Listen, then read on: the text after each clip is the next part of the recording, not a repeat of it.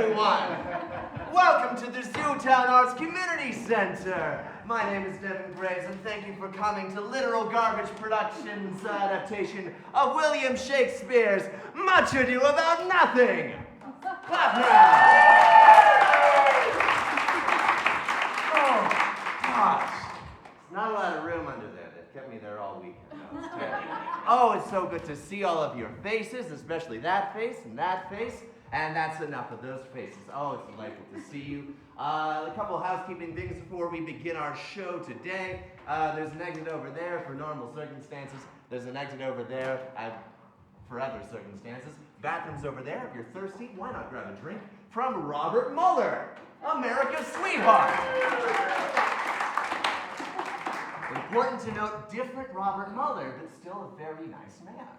Oh, delightful. Other things. Let's see. Oh, golly, this is like the third show that we've directed here. And we are joined tonight by Missoula's media resource, MCAT. Give it up for our camera crew.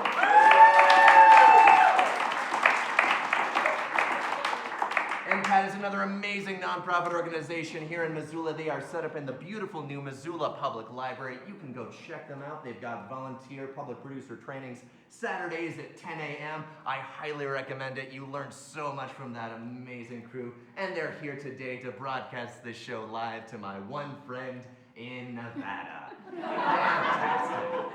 We're also streaming live on YouTube and Facebook and all those other delightful things. Thanks to the ZACC for hosting us. Let's see, I really should know how to open up a show right now. Let me just check my notes really quick. Sorry, this is a Missoulian article that they wrote about me. Everyone's really tired and a little feisty. Oh, that's what I'm supposed to do. Okay, so it's theater in 2021, so I'm supposed to do a land acknowledgement that this show was rehearsed, performed, and put together on the stolen lands of the Salish and Kootenai people. And with that, I'd like to invite to the stage Evan Smith.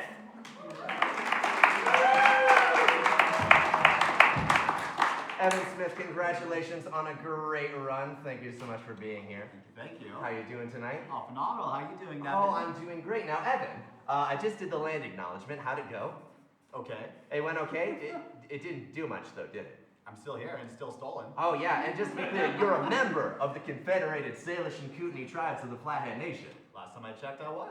That's right. Land acknowledgements do exactly nothing. We all know who we stole the land from. It's been like 200 years. So tonight, you have the opportunity to not be useless white people. Evan's gonna go around with this hat and you can put money in it. Take direct action. Go on, Evan. Also, just a quick note, half the funds will be going to the Montana BIPOC Fund, which helps support directly indigenous folk, people of color, and queer folk. And if you do not have any cash, no need to fear. We've got the Venmo here at Evan Smith 420. I'll put that just straight down the lens, right in front of the camera. All right, and there's people already getting out their wallets. Fantastic. Thank you for your support of the Montana BIPOC Mutual Aid Fund. Fantastic. We're having a nice time. And while you are murmuring, and wow, you're all getting out your wallets, that's really nice. Well, Missoulians are generous of spirit. Great, we've improved over 200 years.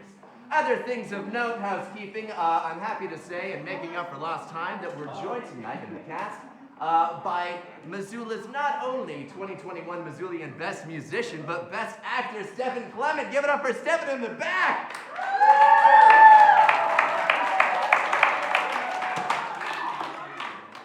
I have to do that because Stephen's great, and he doesn't like recognition.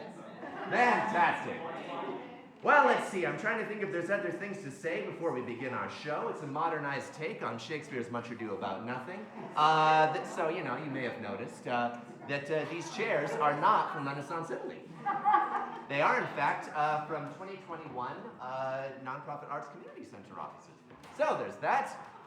It's a great show. It's a lot of fun. It's a lot of laughter. Don't be afraid to have big emotional responses to the things. If you see something funny, cackle like a jackal. If you see someone just being an absolute bastard, hint, Don John the bastard, then you can feel free to boo and hiss and make them feel like a terrible human being. We get Rotten Tomatoes? Oh, you know, there might be Rotten Tomatoes with Robert at the bar. I think that's probably everything that I can say, though, at this point. So, without further ado, I give you Much Ado About Nothing.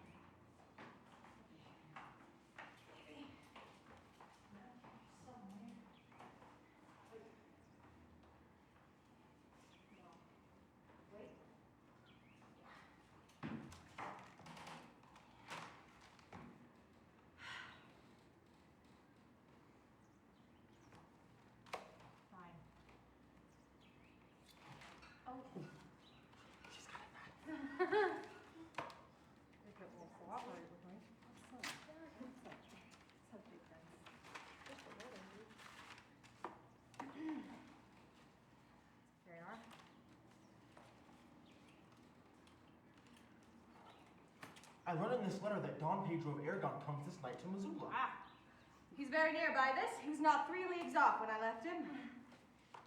How many gentlemen have you lost in this action? Good few of any sort, not a name.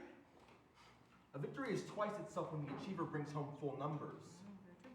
I find here that Don Pedro hath bestowed much honor on a Florentine called Claudio. He hath borne himself beyond the promise of his age, doing, in the figure of a lamb, the feats of a lion. Very cool.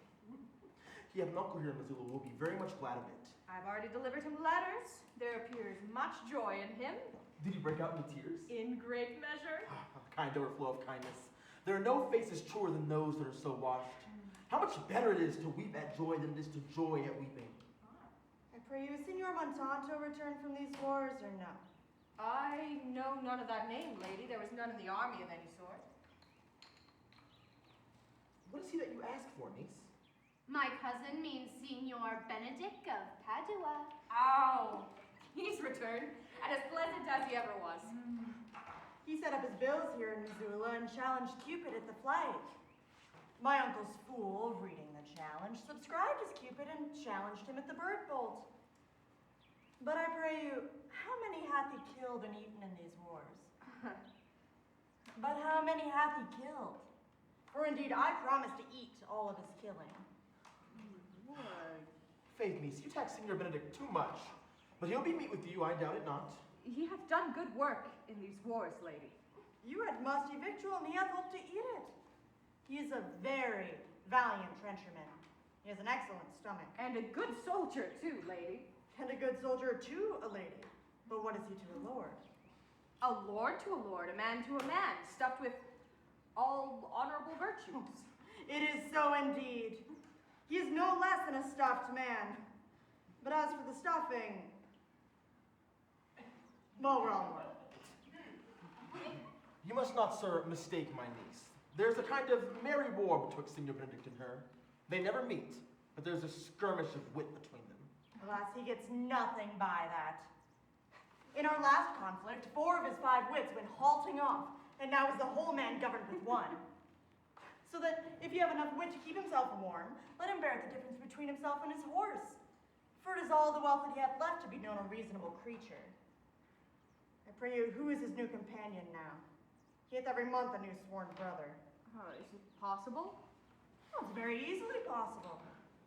He wears his faith as the fashion of his hat. It ever changes with the next block. I can see, lady, that the gentleman is not in your books. No. Anywhere I would burn my study. But I pray you, who is his new companion? Is there no young squire now that will make the voyage with him to the devil? Yes, he is in the companionship of Claudio. God, he will hang upon him like a disease. He is sooner caught than the pestilence than Taker runs presently mad. God help the noble Claudio. If he hath caught the Benedict, it will cost him 1,000 pounds ere it be cured. I will hold friends with you, lady. Do, good friend. You will never run mad, niece. No, not till a hot January. Don Pedro's approach. Oh. Good Signor Leonardo. You have come to meet your trouble. It is the fashion of the world to avoid cost, and yet you encounter it. Never came trouble to my house in the likeness of your grace. For trouble being gone, comfort should remain. But when you depart from me, sorrow abides, and happiness takes its leave. You embrace your charge too willingly. I think this is your daughter.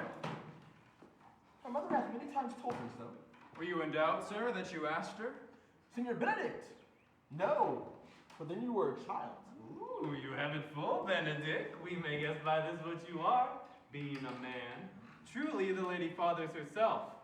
Be happy, lady, for you are like an honorable father. If Signor Leonato be her father, she would not have his head on her shoulders, for all Missoula is like him as she is. I wonder that you will still be talking, Signor Benedict. Nobody marks you. What, my dear Lady Disdain, are you yet living? Is it possible courtesy could die when she has such meat food to feed it as Signor Benedict? Courtesy itself converts to disdain when you are in her presence. Then is courtesy a turncoat, but it is certain I am loved of all ladies, only you excepted. I would I could find in my heart that I had not a hard heart for Truly I love none. A dear happiness to women. Else would be troubled with a pernicious suitor. I thank God in my cold blood that I am of your humor for that. For I'd rather hear my dog bark at a crow than hear a man swear he loves me. God keep your ladyship still in that mind, so some gentleman or other shall escape a predestinate scratched face. You always end with the jade's trick. I know you of old. Man, that's the sum of all, Leonardo. Ah, Signor Claudio, Signor Benedict, my dear friend Leonardo hath invited you all. I tell him we shall stay here at the least a month, and he heartily prays that some occasion may detain us longer. I dare swear he is no hypocrite, but prays from his heart. If you swear, my lord, you shall not be forsworn. Let me bid you welcome, my lord. Being reconciled to the prince, your brother, I owe you all duty. I thank you. I'm not of many words, but I thank you. Please, your grace, lead on. Your hand, Leonardo. We will go together. You want to touch my sword later?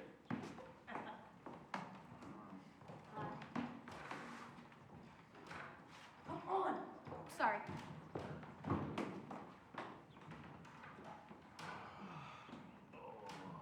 Benedict, didst thou note the daughter of Signor Leonardo? I noted her not, but I looked on her. Is she not a modest young lady? Do you question me as an honest man should for my simple true judgment, or would you have me speak after my custom as being a professed tyrant of their sex? No, I pray thee speak in sober judgment. Why, in faith, methinks she's too low for a high praise, too foul for a fair praise, and too little for a great praise. Only this commendation I can afford her, that were she other than she is, she were unhandsome, and, being no other, but as she is, I do not like her. Thou thinkest I am in sport. I pray thee tell me truly how thou likest her. Would you buy her, that you inquire after her? Can the world buy such a jewel? Yeah, and a case to put it into. But speak you this with a sad brow, or do you play the flouting jack to tell us Cupid is a good hair finder and Vulcan a rare carpenter? Come, in what key shall a man take you to go in the song? In mine eyes, she is the sweetest lady that ever I looked on. I can see yet, without spectacles, and I see no such matter. There's her cousin, and were she not possessed with a fury, exceeds as much in beauty as the 1st of May doth the last of December. But I hope you have no intention to turn husband, have you? I would scarce trust myself, though I had sworn the contrary, if Hero would be my wife. Oh, is it come to this? Shall I not see one man, but he will wear his cap with suspicion? Shall I never see a bachelor of 80 again? Go to, in faith, and thou wilt needs thrust thy neck into a yoke, wear the print of it, and sigh away Sundays. Look, Don Pedro is returned to seek you. What secret hath held you here that you followed not to Leonardo's? I would, your grace would constrain me to tell. I charge thee on thy allegiance. Oh, you hear, Count Claudio, I can be as secret as a dumb man, but on my allegiance, mark you this, on my allegiance, he is in love. With who? Now, that is your grace's part. Mark how short his answer is. But with Hero, Leonardo's short daughter.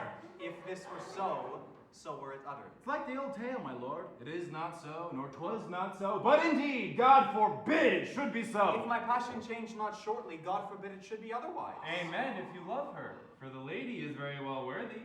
You speak this to fetch me in, my lord. By my troth, I speak my thought. And in faith, my lord, I spoke mine. By my true faiths and troths, my lord, I spoke mine. That I love her, I feel. That she is worthy, I know. That I neither feel how she should be loved, nor know how she should be worthy, is the opinion that fire cannot melt out of me. I will die at the stake. Thou wilt die an obstinate heretic in the despite of beauty. Never could maintain his force when departed his will. That a woman conceived me, I thank her. That she brought me up, I likewise give her most humble thanks. But that I will have her a cheat winded in my forehead, or hang my bugle in an invisible baldric, all women shall pardon me. For I will not do them the wrong to mistrust any. I will do myself the right to trust none. And the finest, which I may go the finer, I will live a bachelor. I shall see thee ere I die, look pale with love. With anger, with hunger, with sickness, my lord, not with love. Prove that I ever lose more blood than I will get again with drinking. Pick out mine eyes with a ballad maker's pen, and hang me up at the door of a brothel house for the sign of blind Cupid. Well, if ever thou dost fall from this faith, thou wilt prove prove a notable argument. If I do, hang me in a bottle like a cat and shoot at me, and he that hits me, let him be clapped on the back and called Adam. Well, as time shall try. In time, the savage bull doth bear the yoke. The savage bull may, but if ever the sensible Benedict bear it, pluck off the bull's horns and set them in my forehead, and let me be vilely painted. And in such great letters as they write, here is good horse to hire, let them signify under my sign, here you may see Benedict, the married man.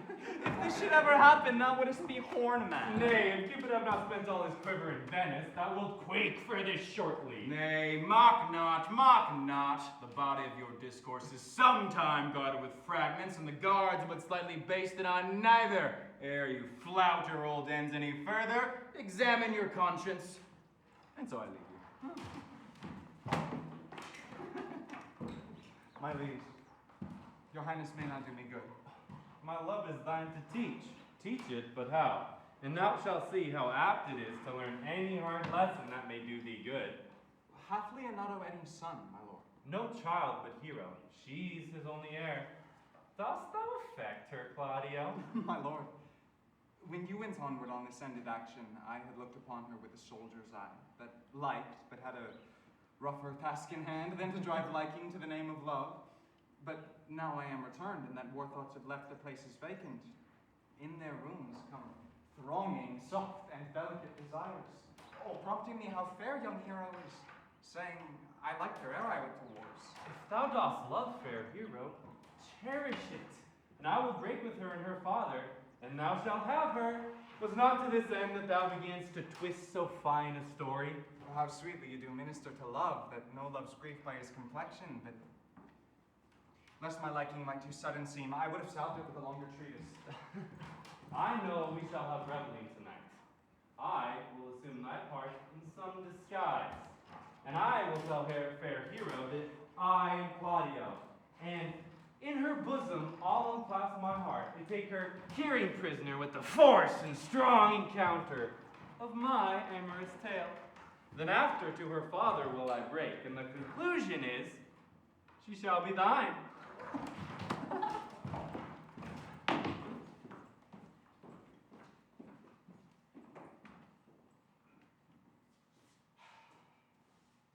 Another day in the life of a bastard. Boo!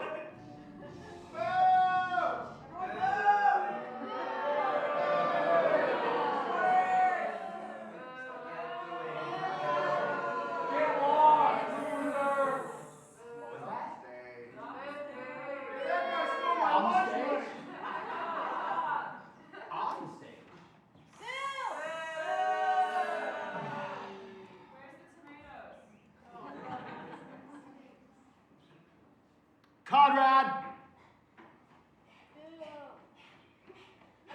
What the good year, my lord? Why are you thus out of measure sad? There is no measure in the occasion that breathes. Therefore, the sadness is without limit. You should hear reason. And when I have heard it, what blessings brings it? If not the present remedy, at least a patient sufferance. I cannot hide what I am. I must be sad when I have cause and smile at no man's jest. Eat when I have stomach and tend at no man's business. When I am drowsy and wait for no man's leisure, and laugh when I am merry and claw no man in his humor. Yeah, but you must not make the full show of this till you may do it without controlment. You have of late stood out against your brother, and he hath ta'en you newly into his grace, where it is impossible you should take true root, but by the fair weather you make yourself. It is needful that you frame the season for your own harvest. I'd rather be a canker in a hedge than the rose in his grace. And it better fits my blood to be disdained of all than to fashion a carriage to rob love from me. And this though, I cannot be said to be a flattering honest man. Let it not be denied. I am a plain dealing villain. If I had my mouth, I would bite. If I had my liberty, I would do my liking. In the meantime, let me be that I am, and seek not to alter me. Oh, can you make no use of your discontent? I make all use for it, for I use it only. Who goes there?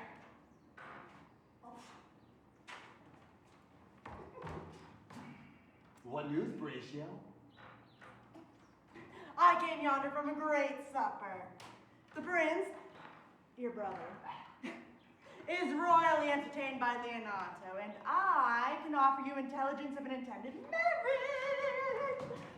Will it serve for any model to build mischief on? What is he for a fool that betroths himself to unquietness? Married is your brother's right hand. Who? The most exquisite Claudio. Even he. A most proper squire. And who? And who? Which way looks he? Marry young hero, the daughter and heir of Leonato. A very forward march chick. And how came you to this? Oh, well, being entertained for a perfumer, as I was smoking a musty room, comes to me, the prince and Claudio hand in hand in sad conference. I whipped me behind the heiress, and there it agreed upon that the prince should woo Hero for himself, and having obtained her, give her to Count Claudio. Come, come, let us tether. This may prove food to my displeasure. That young startup hath all the glory of my overthrow. If I can cross him anyway, I bless myself every way. You are both sure and will assist me. To the death, my lord. Let us to the great supper. There cheers the greater that I am subdued. Shall we go to prove what's to be done? We'll wait upon your lordship. Very nice. Who's waiting? Let's go. Oh, I'll forget my shoes.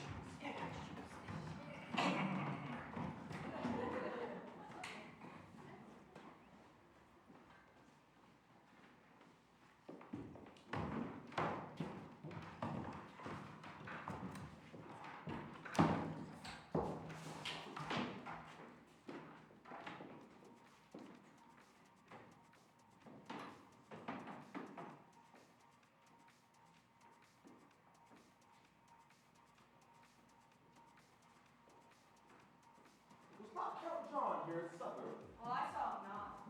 How charmingly that gentleman looks. I never can see him, but I heartburn an hour after. He is of a very melancholy disposition. You were an excellent man, for he made just midway between himself and Benedict. The one is too like an image and says nothing, and the other is too like my lady's eldest son, evermore tattling. Then half Signor Benedict's tongue in Count John's mouth, and half Count John's melancholy in Signor Benedict's face. And with a good leg and with a good foot, uncle, and money enough in his purse, such a man could win any woman in the world if he could get her goodwill. By my troth, niece, that will never get thee a husband if thy be so shrewd of thy tongue. Oh, in faith, she's too cursed. Too cursed is more than cursed. I shall lessen God's sending that way. For it is said, God sends a cursed cow short horns, but to a cow too cursed he sends none. So by being too cursed, God will send you no horns. Well, just if he sends me no husband. For the which blessing I am upon my knees every morning and evening. For I could not endure a husband with a beard on his face. I'd rather lie in the woolen. You may light on a husband that hath no beard. And what would I do with him? Dress him in my apparel and make him my waiting gentlewoman? He that hath a beard is more than a youth, and he that hath no beard is less than a man. And he that is more than a youth, he is not for me, and he that is less than a man, I am not for him. Therefore, I would rather take sixpence in earnest with the bear ward and lead his apes into hell.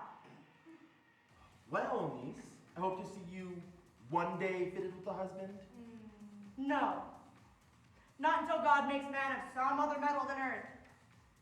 Would it not grieve a woman to be overmastered by a pierce of valiant dust? No, uncle, I'll none. I have sons of my brethren, and truly I find it a sin to match my kindred. Daughter, remember what I told you. If the French do solicit you in this kind, you know your answer. The fault will be in the music, cousin, if you are not wooed in good time. For if the prince be too important, tell him that there is measure in everything, and so dance out the answer. For hear me, hero, wooing, wedding, and repenting is as a Scotch jig, a measure, and a syncopace. The first suit is hot and hasty, as a Scotch jig, and as full and as fantastical. The wedding, mannerly, modest as a measure, and full of state and ancientry. And then comes repentance, with his bad legs, falls into the same pace, faster and faster, faster and faster, faster and faster, faster and faster. Hey, Beatrice! Until he sinks into the grave. Cousin, you apprehend passing shrewdly. I have a good eye, Uncle. I can see a church by daylight. Ah, the revelers are coming. Brother, make good room. Make me want to dance. Oh, it's a romance. Oh, I look into your eyes. Oh, best days of our lives. Leonardo, this place is huge. Lady, will you walk about with your friend? Oh, so you walk softly and look sweetly and say nothing. I am yours for the walk, and especially when I walk away. Ooh, with me in your company. Oh, I may say so when I please, And when please you to say so. when I like your favor. For God defend the loot should be the case. Well, my visor is Philemon's roof, and within the house is Joe. Why then 9 visors should be thatched. Speak low if you speak loud.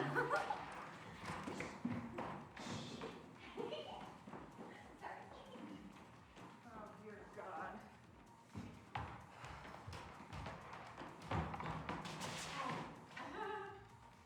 Why would you like me? So would not I for your own sake, for I have many ill qualities. Which is one? I say my prayers out loud.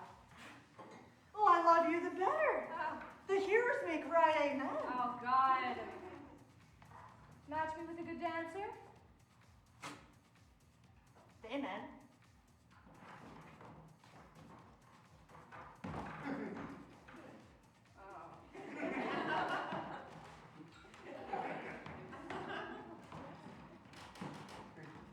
Okay. Oh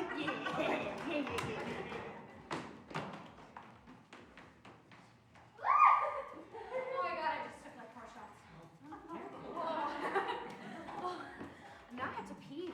Oh, me too. Should we go together? Oh, yeah, we should totally go together. And you know what else we should do? We should get a cigarette, Ursula. Has a cigarette? Who's got a cigarette? Beatrice. That bitch always has a cigarette. Beatrice! I know you well enough. You are Senor Antonio. Not a word, I am not. Oh, I know you by the waggling of your head.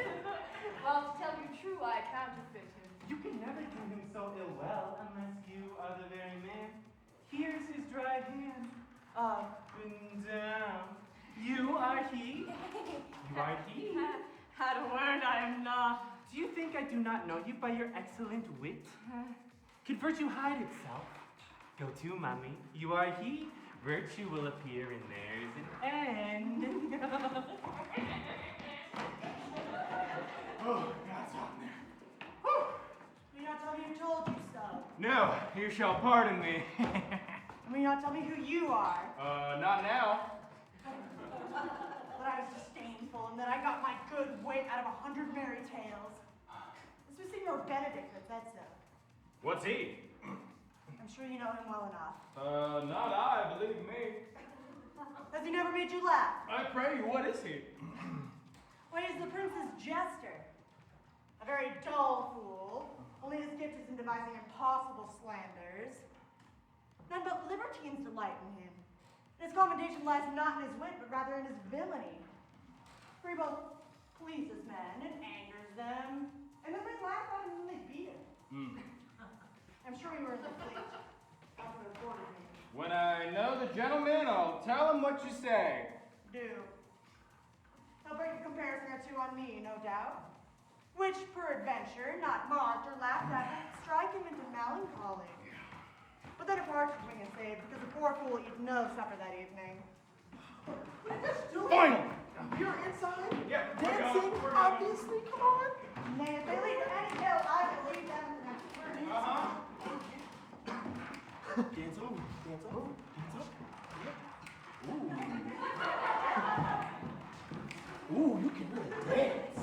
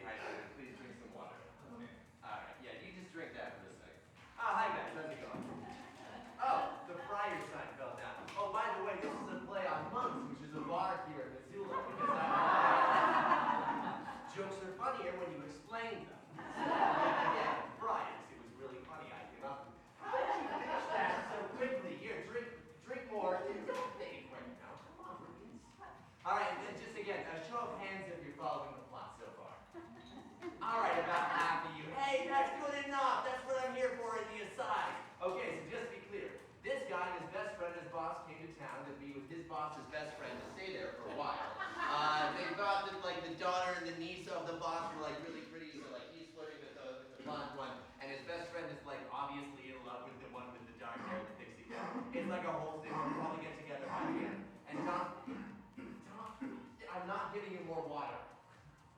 Okay. Up to speed. Great.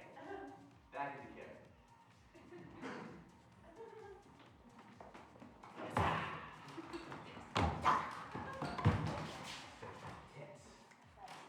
Sure, my brother is a Morrison hero, and how would John her father to break with him about it? The ladies follow her, and but one visor remains. And that is Claudio. I know him by his Mary. Are you not Signor Benedict? You know me well, I am he. Signor, you are very near my brother in his love. He is enamored on Hero. I pray you to dissuade him from her. She is no equal for his birth. You may do the part of an honest man in her. How know you he loves her? I heard him swear his affection. So did I, before he would marry her tonight. Come, let us to the banquet.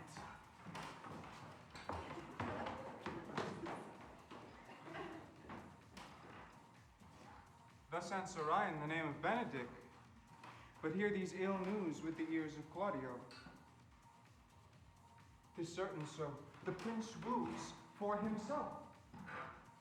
Friendship is constant in all other things, save in the office and affairs of love. Therefore, let all hearts in love use their own tongues. Let every eye negotiate for itself, and trust no agent, for beauty is a witch against whose charms faith melt hold into blood. This was an accident of outward proof, which I mistrusted not. Farewell, therefore, hero. Woo! Get Claudio! Yeah, sing. Come! Will you go with me? Whither? Even to the next willow about your business, County. Come! What fashion will you wear the garland of? Under your neck, like a usurer's chain, or under your arm, like a lieutenant's scarf? You must wear it one way, for the prince hath got your hero. I wish enjoy it. Why, that's spoken like an honest drovier. So they sell bullocks. But did you think the prince would have served you thus? I pray you, leave me. Oh, now you strike like a blind man. 'Twas the boy who stole your meat, and you'll be deposed. If it will not be, I leave you. Alas, poor hurt fowl. Now will he creep into sedges, but that my lady Beatrice should know me, and not know me, the prince's fool. Ha! Yeah, I may go under that title because I am married. Yeah, I am apt to do myself wrong, but I am not so reputed. It is the base, though bitter disposition of Beatrice that so puts the world into her person and gives me out. Well, I'll be revenged as I may. No, Senor. Did you see the Count? Where is he? Doth my lord, I have played the part of Lady Fame. I found him here as melancholy as a lodge in a warren. I told him, and I think I told him true, that your grace had got the goodwill of this young lady, and I offered him my company to a willow tree, either to make him a garland as being forsaken, or to bind him up a rod as worthy to be whipped. To be whipped? What's his fault? The flat transgression of a schoolboy who, being overjoyed with finding a bird's nest, shows it his companion and he steals it. Wilt thou make a twas the transgression? Yet it had not been amiss. The rod had been made, and the garland too. For the garland he might have worn himself, and the rod he might have bestowed upon you, who, as I take it, have stolen his bird's nest. I will but teach them to sing and restore them to the owner. If they're singing answer you're saying, by my faith, you say honestly. Hey, the Lady Beatrice hath a quarrel to you. The gentleman that danced with her said she is much wronged by you. She told me, not thinking I had been myself, that I was the prince's jester, that I was duller than a great thaw, huddling jest upon jest with such impossible conveyance that I stood like a man in a mark with a whole army shooting at me. She speaks poignards and every word stabs. If her breath were as terrible as her terminations, she would infect to the North Star. I would not marry her, though she were endowed with all that Adam bad left him before he transgressed. she would have made Hercules turn spit. Yeah, and have cleft his club to make the fire too. I would to God some scholar would conjure her, for certainly while she is here, a man may live as quiet in hell as in a sanctuary. And people sin upon purpose, because they would go thither. So indeed, all disquiet, horror, and perturbation follows her. Look, here she comes. Will your grace command me any service now to the world's end? I will go on the slightest errand now to the antipodes that you can devise to send me on. I will fetch you a toothpicker here from the furthest inch of Asia, bring you the length of Prester John's foot, fetch a hair off the great champ's beard. Rather than hold 3 words conference with this harpy, you have no employment for me. None, but to desire your good company. Oh, God, sir, here's a dish I love not. I cannot endure my lady tongue. Come, lady, come. You have lost the heart of Signor Benedict. Yes, senor. I'm getting good use to for it. He lets it be a while. My double heart for a single one. Very once before he wanted of me a false dice. Therefore you may well say that I have lost it. Well, you would put him down, lady. You would put him down. So I would not do what you would do me, my lord, lest I prove the mother of fools. I have brought Count Claudio, whom you sent me to see. How now, Claudio? Wherefore are you sad? Not sad, my lord. How then, ain't we? Neither, my lord. The Count is neither sad, nor sick, nor merry, nor well. But civil Count, civil is a lord. Something of that jealous complexion. In faith, lady, I think your blazing to be true. Though, I'll be sworn, if he be so, his conceit is false. Here, Claudio. I have wooed fair hero in thy name, and I broke with her father, and his goodwill obtained. Name, day of marriage, and God give thee joy. Counts, take me of my daughter, and with her my fortunes. His grace hath made the match, and in grace say amen to it. Well, speak, Count, 'tis your cue. Silence is the perfectest herald of joy. I were but little happy if I could say how much. Lady, as you are mine, I am yours. I give away myself for you and dote upon the exchange. Well, speak, cousin. And if you could not stop his mouth with a kiss, that he may speak neither. In faith, lady, you have a merry heart. Oh, we should turn around. Yeah. Indeed, my lord. I thank it, for it keeps me on the windy side of care. My cousin says in his ear that it is in her heart. And so she doth, cousin. Good Lord, for alliance! Thus goes everyone in the world, and I am sunburned. I may sit in a corner and cry hey-oh for a husband. Lady Beatrice, I will get thee a husband. I'd rather have one of your father's getting. Hath your grace ne'er a brother like you? Your father got excellent husbands if a maid can come by them. Lady, will you have me? Oh my God. No, my lord. Not unless I have another for working days. Your grace is too costly to wear every day. But I beseech you, my lord, forgive me. I was born to speak all mirth and no matter. Your silence most offends me. To be merry best becomes you, for out of question you were born in a merry hour. No, sure, my lord, for my mother cried. But then a star danced, and under that I was born. Cousins. Come on, don't go. No, here. Oh my God. God give you joy. By my troth, a pleasant-spirited lady.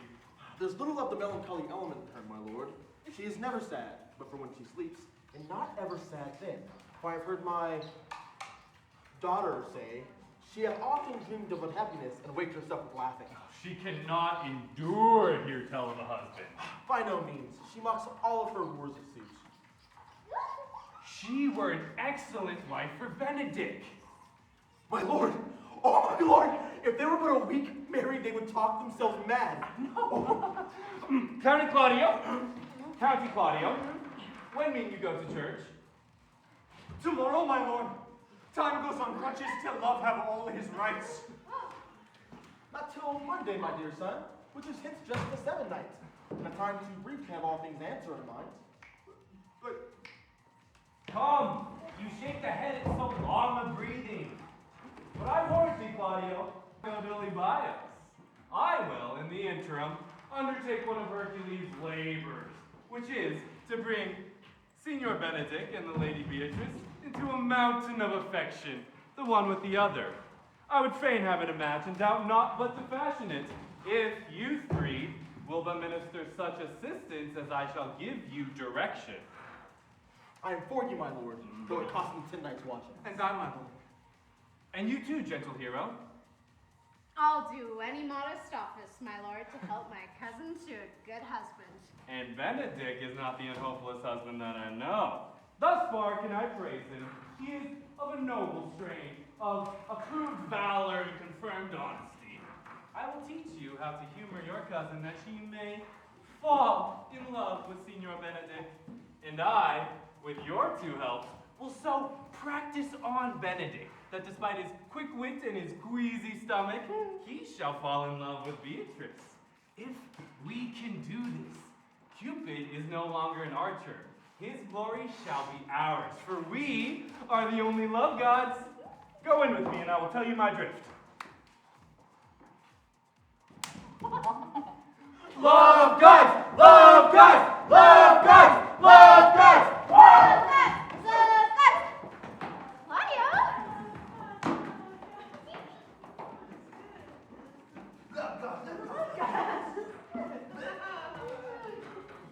It is so. Count Claudio shall marry the daughter of Leonardo. Yeah, my lord, but I can cross it. Any bar, any cross, any impediment will be municipal to me. I am sick into pleasure to him, and whatsoever comes to thwart his affection ranges evenly with mine. How canst thou cross this marriage? Not honestly, my lord, but so covertly that no dishonesty shall appear in me. Show me briefly how. I think I told your lordship a year since how much I am in the favor of Margaret, the waiting gentlewoman to Hero. I remember. Well, I can, in any unseasonable instant of the night, appoint her to remain out the mistress's chamber window. What light is in that to be the death of this marriage? Well, the poison of that lies within you to temper. Go you to the prince, your brother. Spare not to tell him that you know that he has wronged his honor in marrying the renowned Claudio, whose estimation you do mightily hold up, to a contaminated stale such a one as Hero. What proof shall I make of that? Well, proof enough to misuse the prince, to vex Claudio, to undo Hero, and to kill Leonato. Look you for any other issue? Only to despite them, I will endeavor anything. Go then. Find me a meet hour to draw Don Pedro and Count Claudio alone. Tell them that you know that Hero loves me. Intend a kind of zeal to both the prince and Claudio, as in for the love of your brother's honor, who had made this match, and for his friend's reputation, who is so like to be cozened by the semblance of a maid that you have discovered thus. They will scarcely trial. Offer them instances, which shall bear no less likelihood than to see me at her chamber window. Hear me call Margaret Hero, hear Margaret turn me Claudio, and bring them to see this the very night before the intended wedding. For in the meantime, I shall so fashion the matter that Hero shall be absent, and and there shall appear such seeming truth of heroes' disloyalty that jealousy will be called assurance and all the preparation overthrown. Girl, this is what I first issue with Ken. I will put it into practice. Be cunning in the working of this, and thy fee is 1,000 ducats. Be constant in your accusation, and my cunning will not shame me. I will presently go learn their day of marriage. Okay. I'm gonna go see them.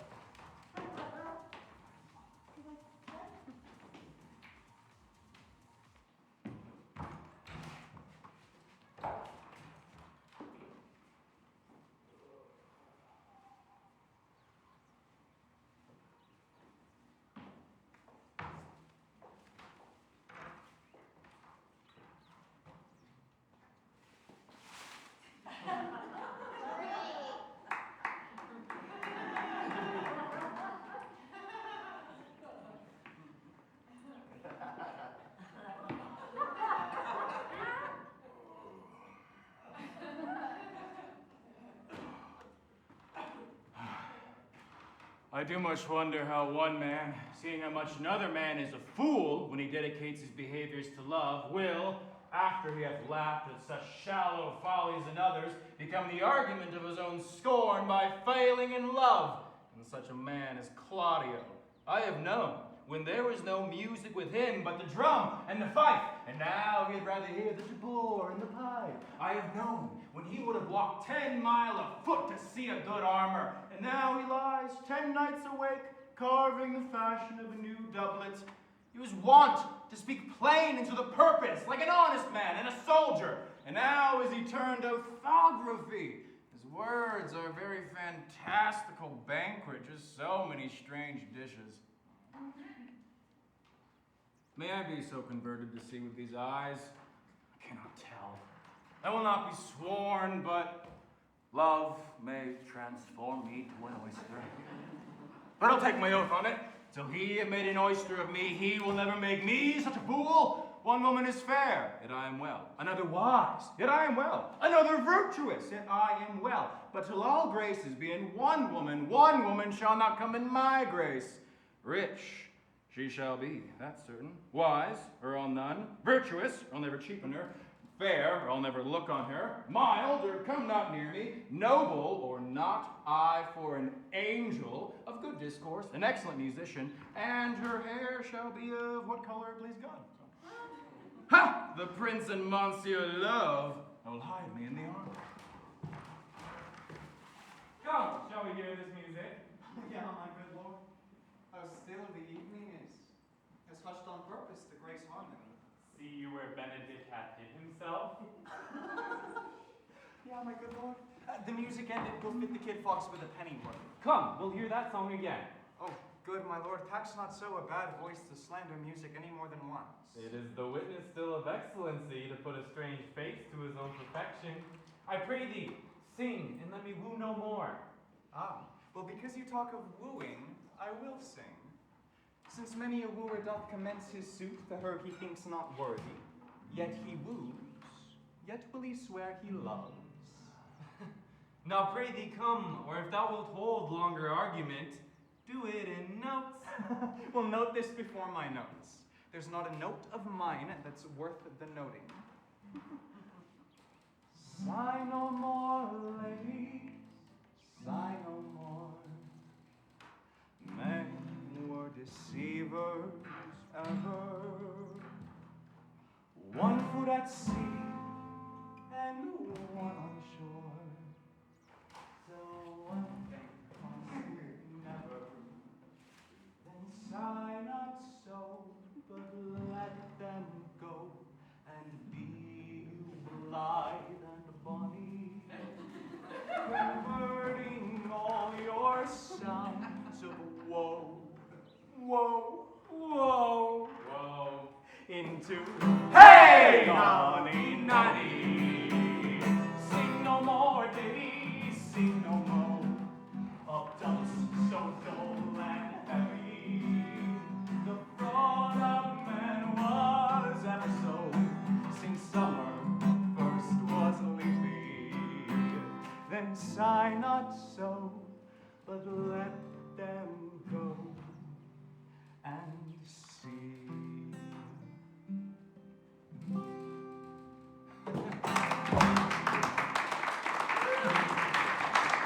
Hey, very dost thou here, Claudio. I pray thee, get us some excellent music, for tomorrow night we would have it at the Lady Hero's chamber window. Yes, I can, my lord. Come hither, Leonardo. What was it you were told me of today, that, the Lady Beatrice is in love with Signor Benedict? Well, this fish will bite. What effects, my lord? She will sit you. You heard my daughter tell you how. She did indeed. Hath she made her affection known to Benedict? No, and swears she never will. That's her torment. It is true, so your daughter says. Shall I, says she, that have so oft encountered him with scorn, write to him that I love him? This says she when she is beginning to write to him. For she'll be up 20 times a night, and there she will sit in her smock till she have writ a sheet of paper.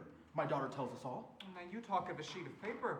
I remember a pretty jest your daughter told us of. That when she had read it and was reading it over, she found Beatrice and Benedict between the sheets. Oh, she tore the letter into 1,000 halfpence. Railed at herself that she should be so immodest to write to one that she knew would flout her. I measure him, says she, by my own spirit, for I should flout him. If he writ to me, yea, though I love him, I should. It were good that Benedict know of this by some other, if she will not discover it. To what end? He would make but a sport of it and torment the poor lady worse. And he should, it were an alms to hang him. She were an excellent sweet lady, and out of all suspicion, she is virtuous. She is exceeding wise. In everything but in loving Benedict. Hero thinks surely she will die. For she says she will die if he love her not, and she will die ere she make her love known, and she will die if he woo her, rather than she should make one breath of her accustomed crossness. Yea, she doth well if she make tender of her love. 'Tis very possible he'll scorn it. The man, as you know all, hath a contemptible spirit. If you fear God, I must necessarily keep the peace. But if you break the peace, he ought to enter into a quarrel with fear and trembling. And so will he do, for the man doth fear God. Howsoever it seems not in him by some large jests he will make. I'm sorry for your niece. Shall we go seek Benedict and tell him of her love? Oh, never tell him, my lord. Let her wear it out with good counsel. Nay, that's impossible. She may wear her heart out first. Well, we will hear further of it by your daughter. Let it cool the while. I love Benedict well, and I could wish he would modestly examine himself to see how unworthy he is so good a lady. My lord, dinner is ready. Will you walk? If he do not go on her abundance, I will never trust my expectations. Claudio, let us send her to fetch him in for dinner.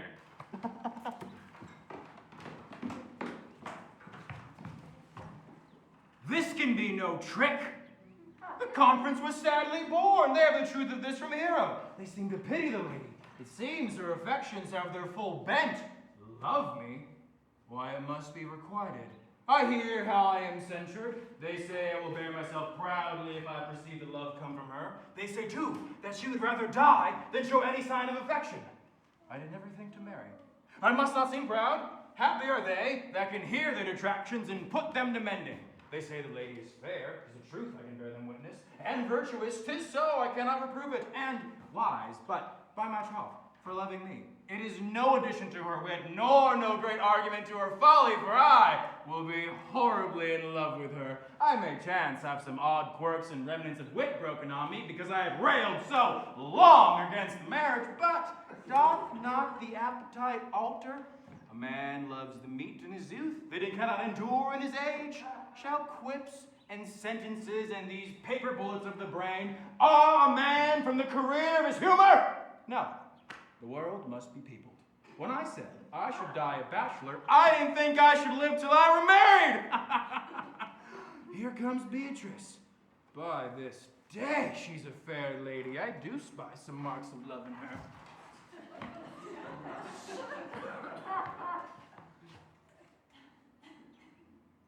Against my will, I am bid to send you come into dinner. Fair Beatrice, I thank you for your pains. I took no more thanks in those pains than it took for you to thank me. If it were been painful, I wouldn't have come. You take pleasure then in the message? Yeah, just so much as you may take upon a knife's point and choke a doll withal. You have no stomach, senor. Very well. Ha! Against my will, I bid you come to dinner. There's a double meaning in that.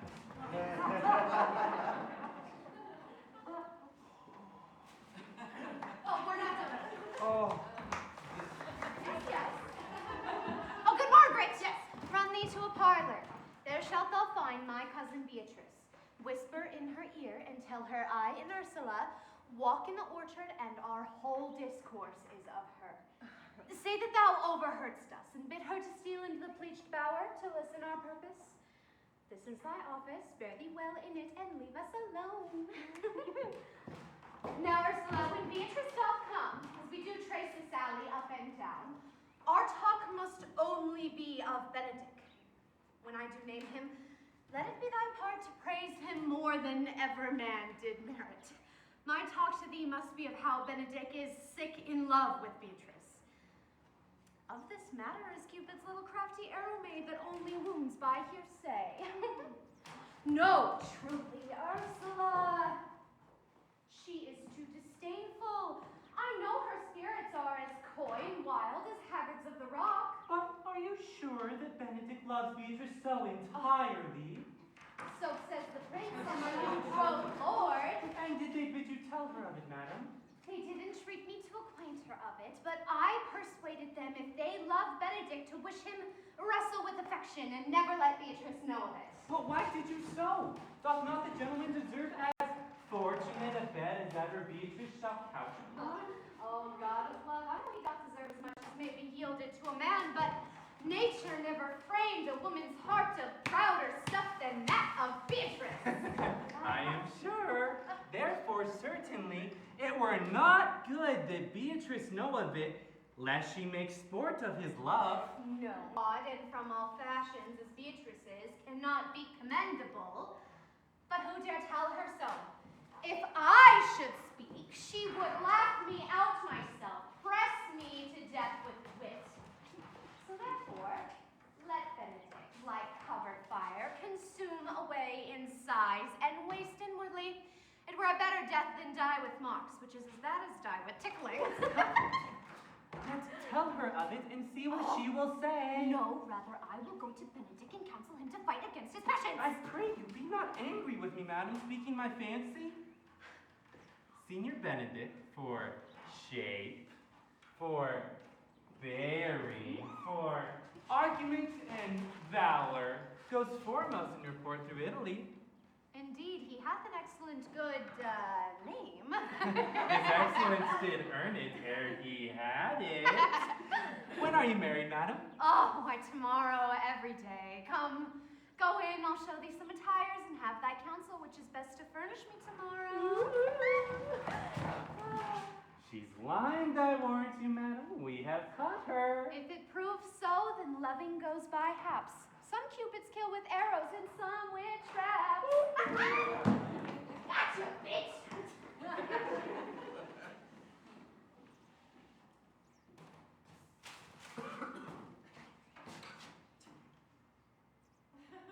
What fire is in mine ears? Can this be true?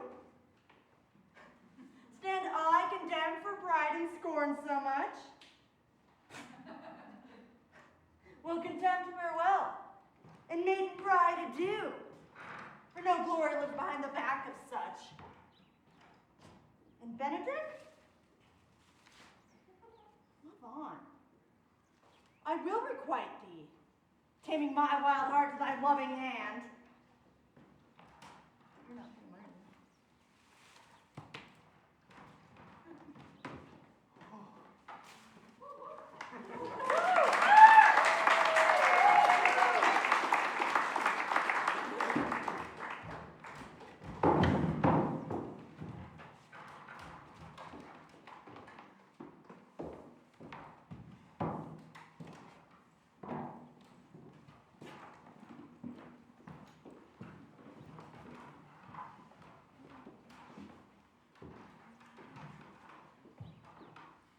I do but stay till your marriage be consummate. Then go I towards Aragon. I'll bring you thither, my lord, if you vouchsafe me. Nay, that would be as great a soil in the new gloss of your marriage as to show a child his new coat and forbid him to wear it. I will only be bold with Benedict for his company. For from the crown of his head to the sole of his foot he is all mirth. He hath twice or thrice cut the Cupid's bowstring, and the little hangman dare not shoot at him. He hath a heart as sound as a bell, and his tongue is the clapper. What his heart thinks, his tongue speaks. Oh, gallants, I am not as I have been. Oh, so say I. Methinks you are sadder. I hope he be in love. Hang him, truant. There is no true drop of blood in him to be truly touched with love. If he be sad, he wants money. I have the toothache. Oh, yet say I, he is in love. There is no appearance of fancy in him, unless it be a fancy he hath to strange disguises, as to be a Dutchman today and a Frenchman tomorrow, or in the shape of two countries at once, a German from the waist downwards, all Slavs, or a Spaniard from the hip upwards, no doublet, unless he hath a fancy to this foolery, as it appears he hath. He is no fool for fancy, as you would have it appear he is. If he be not in love with some woman, then there is no believing old signs. Brushes his hat o' mornings, what should that bode? Hath any man seen him at the barber? No, but the barber's man hath been seen with him, and the old ornament of his cheek hath already stuffed tennis balls. Indeed, he looks younger than he did by the loss of a beard. Indeed, that tells a heavy tale for him. Conclude. He is in love. Nay, nay, nay. But I know who loves him. Ooh, that would I know too, I warrant. One that knows him not. Yes, and his ill conditions, and in despite of all, dies for him. Oh, she shall be buried with her face upwards. Yet this is no charm for the toothache. Old senor, walk aside with me. I have studied 8 or 9 wise words which these hobby horses must not hear. For my life to break with him about Beatrice. 'Tis even so. Hero and Margaret have by this played their parts, and then the two bears will not bite one another when they meet. My lord and brother.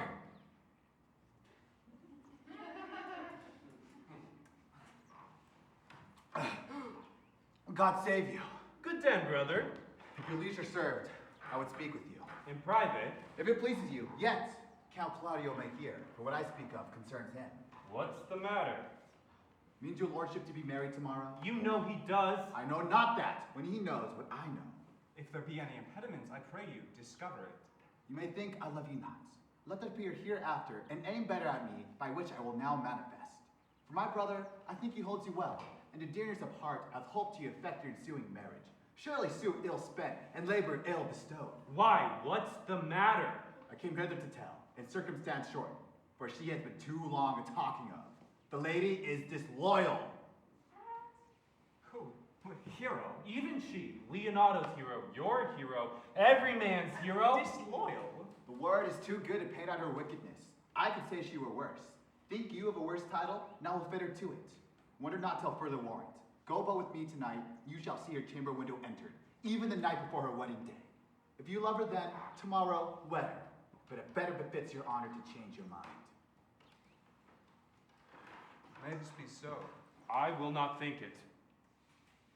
If you trust not that you see, confess not that you know. If you will follow me, I will show you enough. And when you have heard more and seen more, proceed accordingly.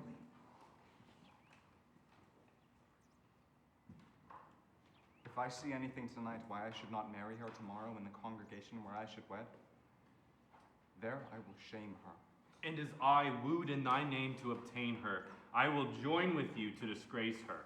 I will disparage you no farther until you are my witnesses. Bear it coldly till midnight, and let the issue show itself. Oh, day untowardly turn! No mystery, strangely thwarting. O plague right well prevented, so you will say when you have seen the sequel.